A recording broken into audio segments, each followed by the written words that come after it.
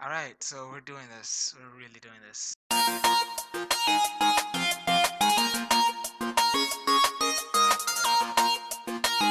Greetings, mortals and viewers alike. My name is Cyberactus15 and... Alright guys, I'm gonna tell you I'm doing something stupid today. Alright, so I I am a fan fiction writer. I used to post a lot of fan fictions when I was a kid. I still write some now. I don't post them as often anymore because I don't know why. But I have decided for today's video, I am going to read one of my fan fictions, or at least the first chapter of one of my fan fictions. I'm not going to read the whole thing, especially because it's not completed yet. But yes, I am going to read the first chapter of one of my fan fictions. This one is an Avatar: Lost Airbender and Danny Phantom crossover. I wrote it when I was... I'm not sure actually. Pretty sure it was published. I Yeah, this thing doesn't tell me when I wrote it. Uh,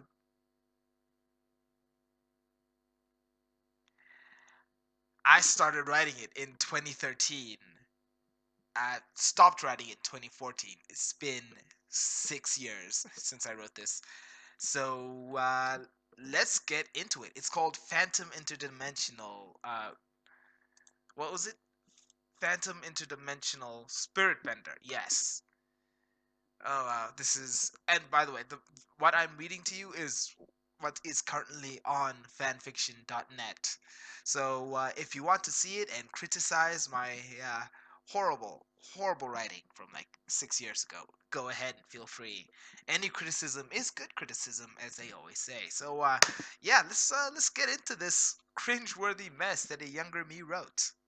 Chapter 1, titled New World, No Memories, of the Danny Phantom and Avatar Lost Airbender crossover. As I said, this is the version that is currently on fanfiction.net. So if you guys want to read it, this is gonna be an experience and a half. Alright, let's get into it. he grasped he grasped his side as he tried to get up. He noticed that he was in serious pain as he tried to look around. He noticed that he was in a small room made of earth. He saw a whole bunch of green and yellow Asian-style decorations, but there was also a bunch of blue decorations. He once again tried to get up and grunted in pain. It was then that he realized his upper body was covered in bandages. He didn't remember getting into a situation that would require him to get such bad injuries. Actually, he didn't remember much of anything. Not his name, nor his age, or anything. He only knew general knowledge. He began to panic. He then saw the door open and a girl in strange blue clothing walk in. "Oh, you're finally awake. How are you feeling?" the girl asked. He then calmed his breathing before he answered. "I'm feeling a lot of pain," he said. The girl looked at him sympathetically. Yeah, that sounded weird to say for some reason. "Here, allow me to look at your wounds and try help you heal," she said. He then stared at her with a confused expression. "I'm a healer," the girl said before she knelt next to him. She then removed the bandages and saw what used to be a deep gash was now stitched up. She then made a movement with her fingers and water floated out of the bowl over his wound. His eyes widened. Whoa. Alright, so clearly as you can see, reading out loud is not the best thing for me. So, yeah, if this wasn't embarrassing enough, my poor reading skills are also on display, alongside this old fanfiction of mine. Alright, let's continue. His eyes opened wide. "Whoa, how are you doing that?" he asked. "Haven't you heard of waterbending?" she asked. He just shook his head. She then placed the water on the wound and the healing process began. "Sadly, I can't completely fix your wounds, but I can hopefully get rid of some of the pain and help your body heal quicker," she said. "My name is Katara. What's yours?" He remained silent. "Danny, I think." That's the only word that comes to mind when I think of who I might be," Danny said. "What? You don't know your name?" "What?" Katara asked. "You don't know your name?" "I don't even know who I am, where I am, how old I am. I can't remember anything," Danny said. "So I guess I can't ask about your strange clothing or how you got those wounds," Katara said. "Well, I think that should decrease the pain for now." Danny then stood up. Wow, guys, this is riveting writing right here. This is amazing writing. It's like, this is amazing writing. Thanks, Katara. I actually feel better. Now, if only I could remember something, Danny said. Maybe someone in the city might know you, Katara said. I I wouldn't help I wouldn't mind helping you find someone who knows you. Katara then led Danny outside and was shocked and Katara then led Danny outside. Supposed to be a comma there, but there isn't. Comma. He was shocked to see the large city around them was made from stone and wood. Where are we? Danny asked. This is Bossing Say, the capital of the Earth Kingdom, Katara said. Okay, guys, I am already getting tired of saying he said, she said, so on and so forth. Wow. Why did I decide to do this video? Why did I decide to do this video? Why did I decide to write this fan fiction all those years ago? Doesn't matter. Alright, let's continue with let's continue with this. Where was I? Yes. Tara led Danny around and they started asking people if anyone knew who he was. But everyone uh, knew him as much as he knew himself. It was a tad bit frustrating that no one knew Danny and wait, what? It was a tad bit frustrating that no one knew Danny was also grammar, grammar, grammar, just grammar. Okay, let's try and reread that in grammatically correct. It was a tad bit frustrating that no one knew Danny. It was also irritating the way they stared at his strange clothing. Yeah, I see what I meant to say. Eventually, in 2 hours, they still hadn't found anyone who knew Danny. The two then stopped in front of the Jasmine Dragon.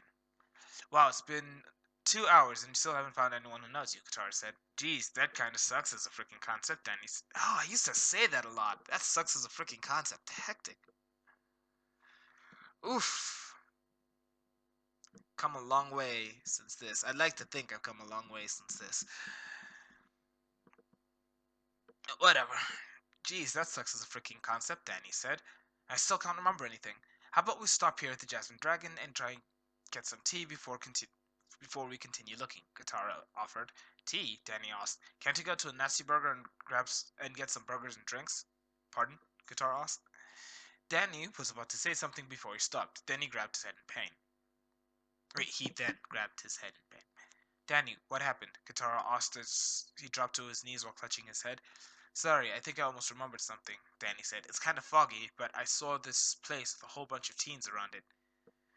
I'm just trying to picture what this looks like in my head, and so I'm just trying to picture Danny Fenton and Katara just standing in front of the Jasmine Dragon. It's just, there's the scene pictures that, like, oof.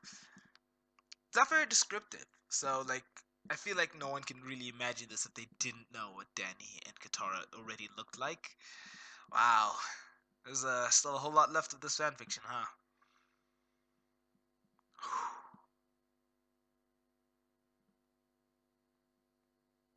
Kill me now, YouTube. Yeah, alright. You look drained. Let's go get some tea and boost your strength, Katara said. They went inside, and once again the people stared at Danny's attire. He was seriously feeling like he was in the wrong place, and if he didn't get out soon, something would go wrong. Danny watched as Katara talked to the shop owner Iroh as if like they were old buddies. He had to admit, Katara actually looked. Ah, there's the fan fiction. Like, it's not a fan fiction until two characters just get unnecessarily shipped for no reason at all. So there it is. There it is. But screw it. I'm gonna read it as it is. I'm gonna read it as I wrote it. He had to admit, Katara. Uh, he had to admit, Katara actually looked kind of hot, and the way she was nice to him kind of made his heart flip. Whoa, dude, what about Sam? A voice said deep in his mind. Forget Sam, she's dating that new kid, Chris Jones, probably an OC. Another voice said deep in his head. Danny didn't seem to notice the voices, but he did know that they were trying to bring his memories back. Iroh then nodded happily and led Danny and Katara upstairs to the VIP section of the tea shop that was on the balcony that overlooked some of the city around them. Katara and Danny sat down at the large table when Katara ordered her tea. Danny was just as confused by the names of the tea, so he ordered the same thing as Katara. The same thing Katara ordered. I promise you guys, I did graduate university. I do have a degree. I just cannot read out loud to save my life. Okay. So, how are you friends with the shop owner? Danny asked. He helped us during the war, Katara said, as if that were enough for an answer. And he is Fire Lord Zuko's uncle. Whoa, what war? Danny asked. Better question, you fought in a war? Katara stared at him. Wow, even with amnesia, you should at least know about the war, Katara said. Alright, now that I know a little bit more about how amnesia works, pretty sure it won't work that way. But, whatever. That's not important right now. Danny then shook his head. You said the same thing about your water power thing. It's not magic, it's... Oh, water magic power thing. It's not magic, it's bending, Katara said. If you don't know, I might as well remind you. Long ago, the four nations lived together in harmony, Katara began. Whoa, four nations? Yes. The Water Tribe, Fire Nation, Air Nomads, now Air Acolytes, and the Earth Kingdom were all part of the four nations, Katara said. Can I continue now? Sure. Then all of that changed and the Fire Nation attacked. Attacked? Why? Yeah, guys, I'm just skipping the he said, she said stuff at this point until more characters get introduced. At this point in time, it's basically just the characters going back and forth, so it's Danny and Katara going back and forth, so it's fine. The Fire Lord, 100 years ago, wanted the entire world to be one Fire Nation. So they... Oh, so they attacked. Katara then nodded. Only the Avatar Master of all four elements could stop them, Katara continued. But when the world needed him most, he vanished. 100 years passed, and my brother and I discovered the new out. Like, I knew what I was doing, but I'm still annoyed that I did it. I'm kind of annoyed that I did it. Guys, I'm annoyed that I actually... new Avatar? Danny asked. Yeah, every time the Avatar dies, the next one is reborn in the next nation. It follows a cycle: earth, fire, air, water. Spring, summer, autumn, winter, Danny said. Cool. And although Aang's airbending skills were great, he had a lot to learn before he was ready to save everyone. But I always believed that Aang would save the world, Katara said. And you know what? I was right. I mean, she's not wrong. He did save the world. Okay, so that being said, so before we just press any further, it's very obvious, right, that, okay, now I know I did this already. I was going for a Danny and Katara pairing for some reason. I think that was just because I was imposing myself onto Danny, and that was back when Katara was my waifu. Like, I have evolved since then. I now, not really. No. Whatever. Let's just continue reading. So there was a 100-year war taking place. Holy Mother of God! How could I forget? Holy Mother of God, even? Okay. How could I forget that? Even with amnesia, Danny asked. Okay, so allow me to remind you about bending. She then explained the concept of bending, hoping that it would help Danny regain his memories. Instead, and further, but instead it further increased his confusion. Okay, stop. My mind is blown, and it feels my brain just melted. Danny said. I feel like you just explained how the Fenton Ghost Portal separates your molecules and then transported them piece by piece through 12 separate dimensions to get to the Ghost Stone, all within 12 nanoseconds.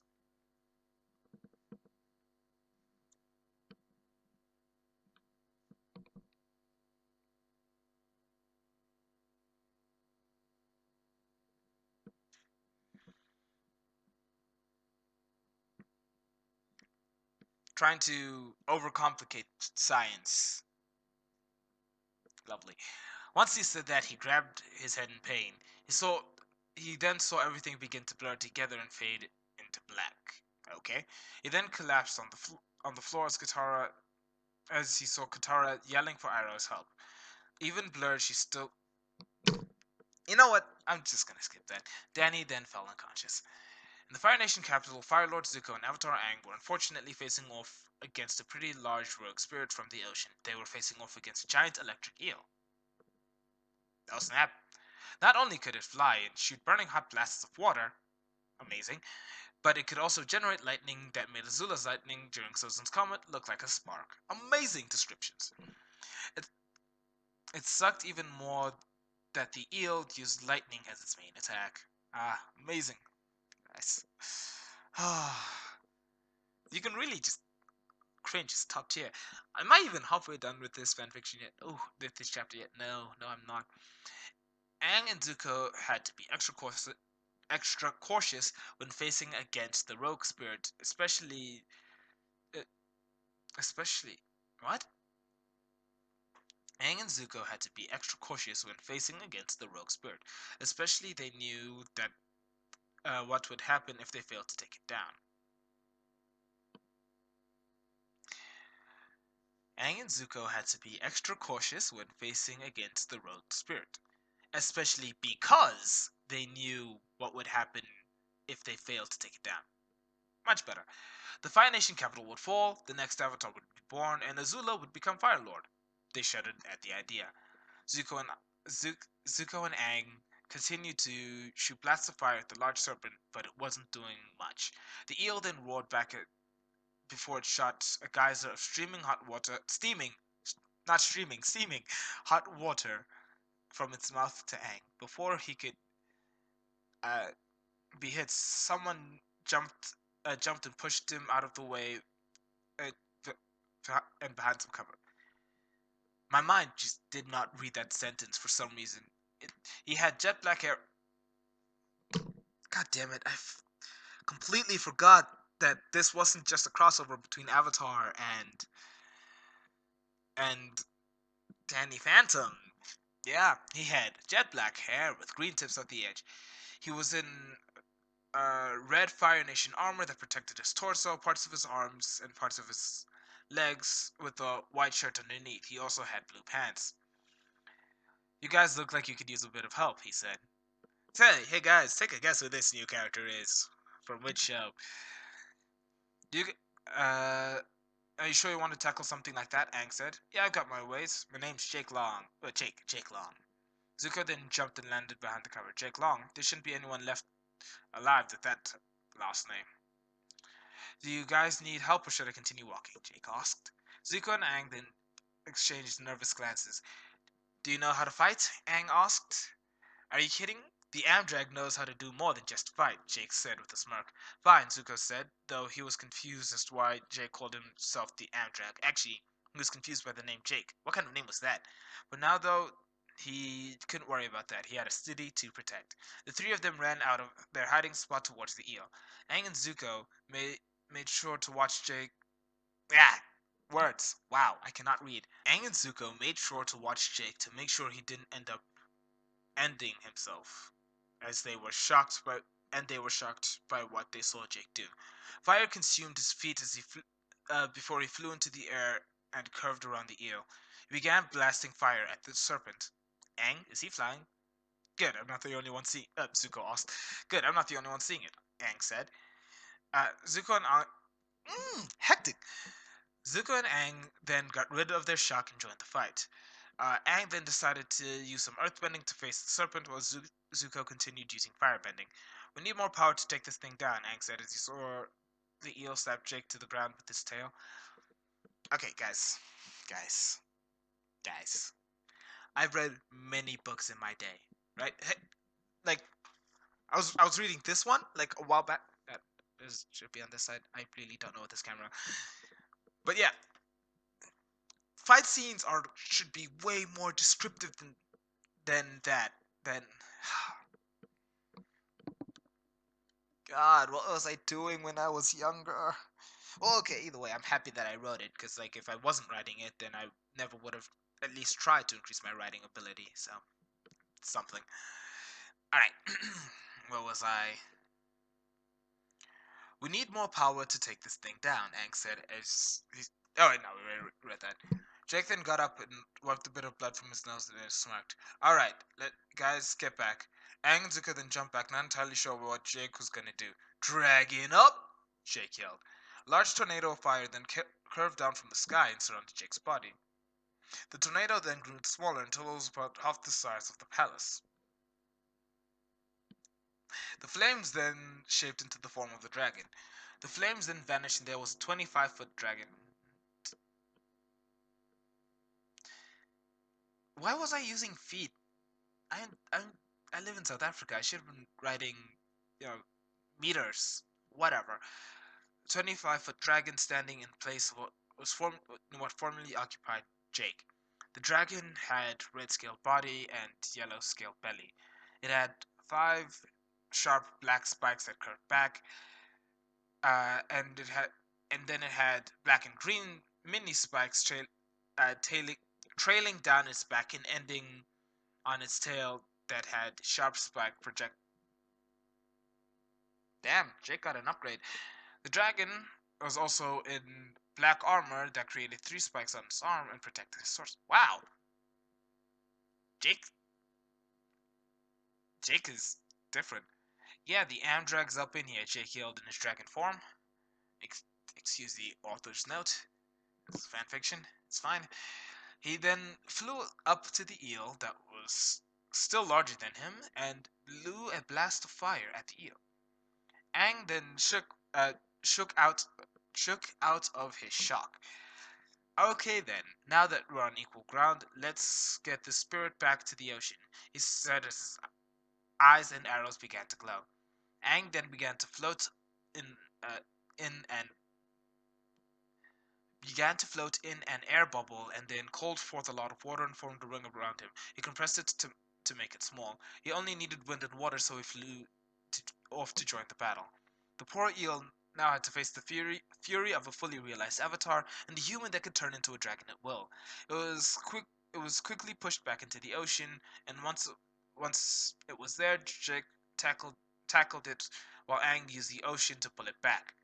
The spirit then decided it that it had had it with the human world, so it dissolved back into the spirit world. Yay, conflict resolved. Jake and Aang returned to normal. Yeah, the American dragon and the Avatar kicking ass and taking names, Jake said. So, how do you turn into a dragon? Jake asked. Jake then smirked. Aang asked. Jake then smirked. You guys, you might want to sit down while I explain my backstory, Jake said. Yo, guys, I don't want to finish reading this chapter. I really don't, but I said I would. I said I would. Oh God, this is like, guys, this is top quality, amazing fan fiction writing right here. Like, it's amazing. I've never read a fan fiction so mwah. It's this fan fiction. The next day, Daniel awoke in the spare room of the Jasmine Dragon. Jeez, why can I not read out loud? The next day, Danny awoke in the spare room of the Jasmine Dragon. He saw Katara sleeping in the stool that was leaning on the wall. Well, did anyone get the plates of the bus that hit me? Danny said. Okay, so I remember this quote. I remember I got it from another TV show or cartoon. I just don't remember which one. If you know, leave it in the comments down below. Katara then awoke. Whoa, were you here the whole time? Danny asked. Yeah, sorry, I kinda got worried, Katara said with a slight blush. How are you feeling? Energized and a lot better than last night, Danny said. So, who's Sam Tucker? Katara asked. Danny stared at her blankly. You talk in your sleep. Do you remember anything? Katara asked. Nothing, except for what happened yesterday. Danny said. That was yesterday, right? Yes, it was. Don't worry. I was going to visit the Earth King Kuei today, and since I can't just leave you, I decided to ask you if you wanted to come with. Sure, why not? Wait, that wasn't me reading. This was me being sarcastic. But yes, sure. Take the unknown entity who you barely know to meet the Earth King. Yes, we know as the readers that snap, it's just Danny Fenton. It's fine. He's probably one of the best people you can take because I don't know, if something bad goes wrong, he can handle it. $10 says something bad is gonna go wrong based on the fact that I'm just reading down here and I just see the word assassins. Irrespective of the point, take the person you don't know to your political meeting. Yes, it's a damn good idea. It's almost as if I thought about it. Maybe on the way we might actually find someone who knows me, Danny said. Let's just hope my brain doesn't malfunction again. Malfunction? Katara asked. Stop working, Danny said. In 10 minutes, Danny and Katara left the Jade Dragon and walked towards the palace. Eventually, Danny took notice of something as they walked. For the past 2 minutes, they hadn't seen a lot of people around. There were just a bunch of people in cloaks that seemed to be watching them. That's not sus at all. Alarm bells were ringing in his head like hell, but Katara didn't seem to notice the danger. Katara, Danny started, but was cut off by a whole bunch of people who just appeared around them holding swords. Should we kill both of them or just the girl? One said. Kill them both. Another one, possibly the leader, said. The assassins then moved their cloaks to reveal men in white and green flexible armor. They then, uh, they then went for the two of them, and the fight began. Katara used her water bending to create a sword. Katara's been learning from Sokka, apparently. Katara's sword fighting, guys! Amazing! Oh, amazing! Katara used her water bending to create her own sword, so that she could block the blows, Danny, who, while Danny had nothing, so he went completely on instinct. The assassins swung their blades at Danny, but Danny was able to dodge each strike. He then curved around one of the assassins before it twisted his arm behind his back, possibly breaking it. Danny then jumped and kicked him into three other guys. He then saw something coming from the side of his eye and turned 90 degrees so his back was to the assassin, and then brought his hands up, clasped them on the blade of the sword that was going to cut into his. Guys, I'm sorry, my reading skills are my yeah. Clasped them on the blade of the sword that was going to cut into his head. He then turned his hand, thus snapping the sword before he held it in two fingers, then stabbed the blade into the assassin's leg, then grabbed the guy's arm before twisting it, thus breaking it, and threw him into three more guys. Danny then saw another assassin coming towards him, so he did a backflip over them, and when he was in mid-air above the guy, grabbed him by the head before continuing his flip his flip and took the guy with him, then landed and slammed the guy into the floor. Wow, guys, tell me when the fight starts, Danny said with a chuckle. Alright, see, now this fight is a little bit more descriptive, but I think that's because I was trying to get like a, oh snap, cool fighting scene of instinctual memories coming back or something like that. Even though Danny Phantom in the TV show has never shown such ability. But once again, this is a fanfiction. We digress. We continue. Whatever. Uh, Two assassins then ran forward and he then smirked and ran towards them. He slid underneath them when he was in the middle and did a spinning kick, thus knocking both assassins onto the floor. He then saw a hook that was casually sitting on a basket waiting for him, and he picked it up and tossed it at one of the assassins. When it hooked, he then pulled the assassin before delivering a punch to his head. The assassin fell and slid next to Dan. Okay, wait. I've seen that before. I've seen that before. Yeah. I feel that hooking someone, pulling them in, and punching them, and they go sliding. I've seen that before. I can't remember where. It sounds like something I've seen. Like, I don't know where though. I really don't know where. Danny then picked up a bow staff before he began swinging it rapidly. The assassins then ran towards him, and Danny spun the staff, thus stunning him. He then began a series of quick, rapid hits with the staff before he backflipped over the assassin that was charging behind him and thrust the staff forward and hit that assassin into one that was just beating. That was just beaten. I think I got that from the Arkham games when he played as Robin. So I think I got that particular move from the Arkham games. Danny then spun the staff around rapidly before he pointed in one direction. His eyes showed laser focus and determination. His eyes shows a warrior trapped within a wimpy body. He then dropped the staff. Everybody was kung fu fighting. God damn it, I got that from Rush Hour. Facts. But Danny was as fast as lightning. It was a little bit frightening, but Danny fought with expert timing. Danny sang and clapped. Katara had seen how Danny had attacked it, as she had frozen the assassins that had come to her, and she watched Danny take them down in less than a minute. Amazing. When he started singing and dancing, then he started singing and dancing to a song she didn't know, but she couldn't help but chuckle. And she couldn't help but chuckle. Danny then stopped and looked around before his jaw dropped. Wow, did I do this? Yeah. It was amazing. I've never seen a fighting style like that. How did you do all that? Man, I don't even know.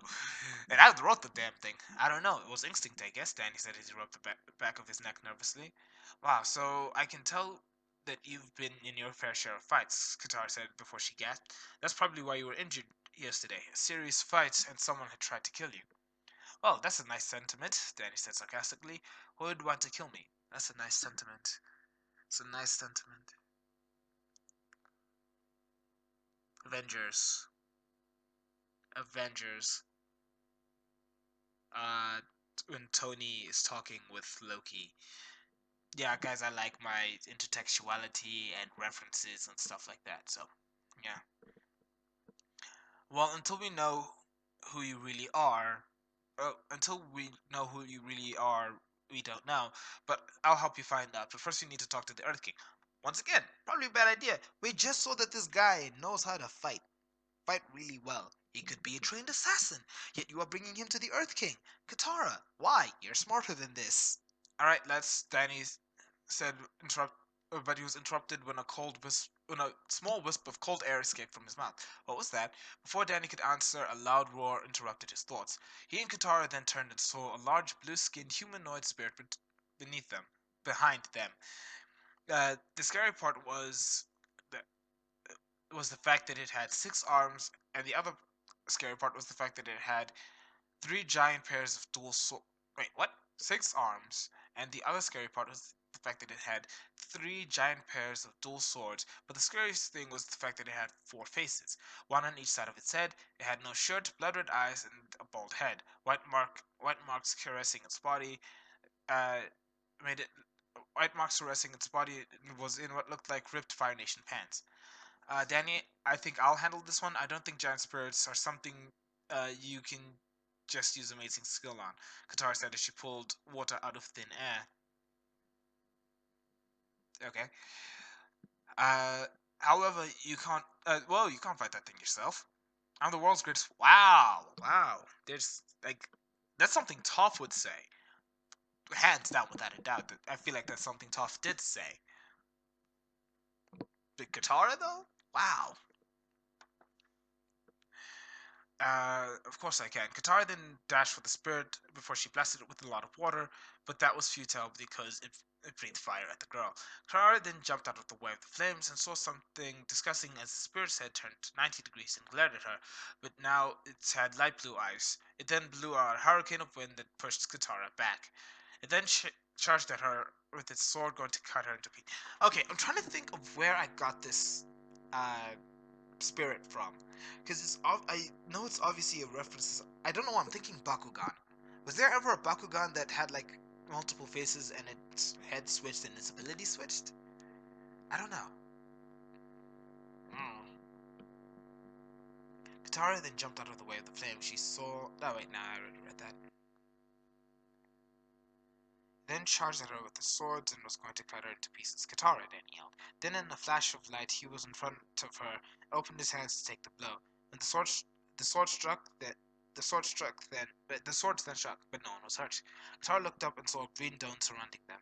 She and Danny had the same look of shock, but she noticed that his eyes were glowing green. His shock then turned into determination as the dome vanished and the Hoffa stared at the giant. I won't let you touch her, Danny yelled before tangible green waves of energy shot out from his mouth, hitting the spirit into a building. Oh wow, ghostly wail off the bat. Danny then stopped his attack for several brief images flashed through his mind. He then smirked. "I'm going ghost," he yelled as he ran towards the spirit. He then did a backflip as a silvery white ring appeared in the middle of his body in vertical position. It then split and went sideways, turning his red and black hair snow white and his crystal blue eyes ghostly green. His white and red shirt and blue jeans and red sneakers all changed into a black flexible hazmat combat armor with a white DP symbol in the middle. There was also a white utility belt, silver metal gauntlets, and white boots and a white cape on the outfit. Uh, he, and when he was in midair, he flew towards the spirit before he began shooting ectoblasts at it.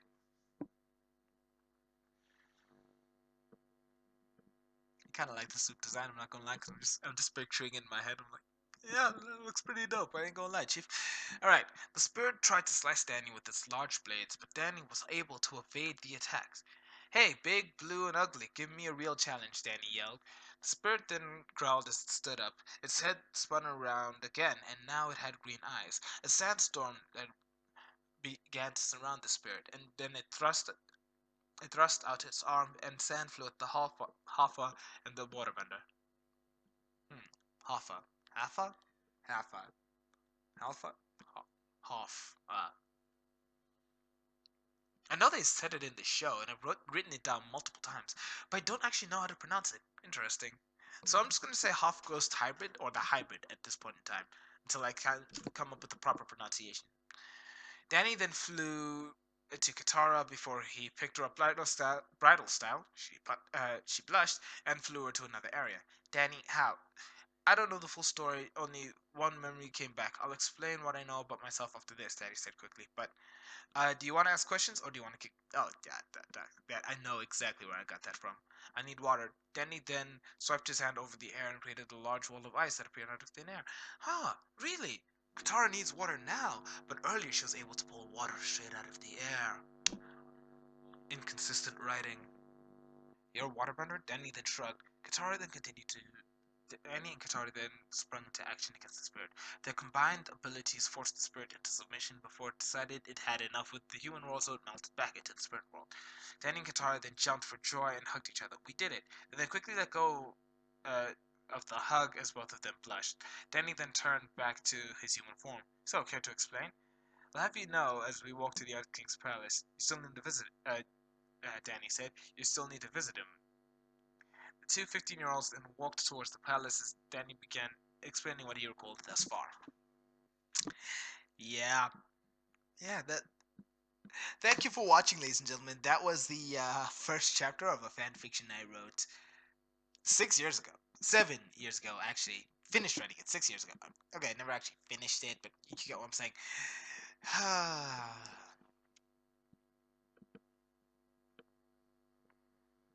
that was that was something. That was certainly something. That was certainly something. Yeah. If you guys want to see more of me reading my fan fictions, just leave a like and a comment on this video. Be sure to subscribe for more content on this channel. Until next time, this is Cyber signing out. Peace.